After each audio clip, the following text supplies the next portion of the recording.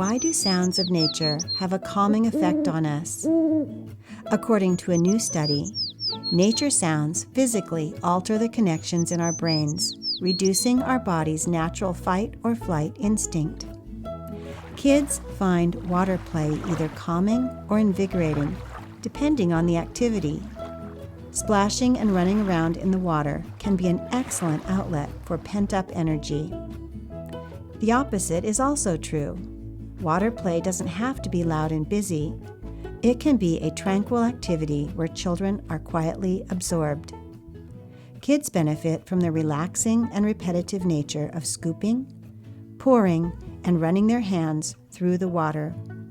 Be it a puddle, a safe bucket filled with water, or the rain itself depending on the season, they are all amazing learning elements. Kids engage all their senses when they're outdoors.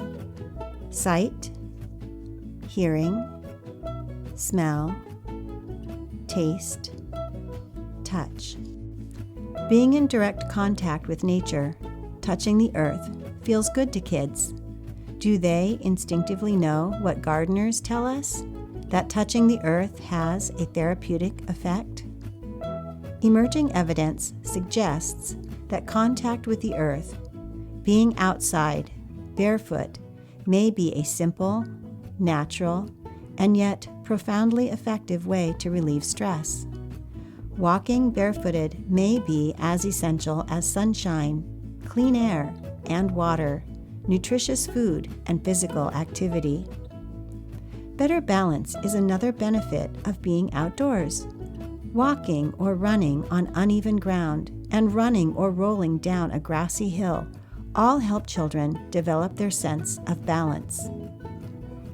A wealth of sensory experiences brings kids back to themselves and reminds them of their place in nature.